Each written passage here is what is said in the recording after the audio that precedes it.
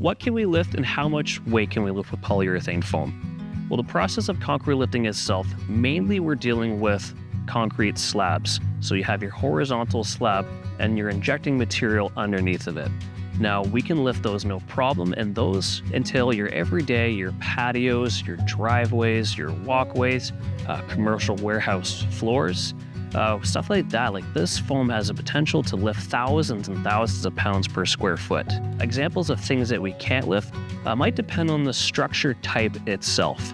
So different types of steps, like a precast step that is fabricated in a shop and then brought to site to mount onto a commercial building or typically a residential home, those are very hollow all throughout and underneath. That is not necessarily an ideal structure to be lifted with polyurethane foam just because of its structure type. There's very limited things that we can do to help in those types of situations.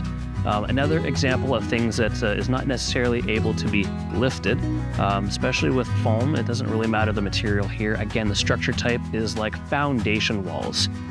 Because they're very narrow structures, they're very long, they're very deep in there, and they're very heavy in a localized point. It doesn't quite make sense to be able to lift that by means of pumping material underneath it. Those have to be addressed differently.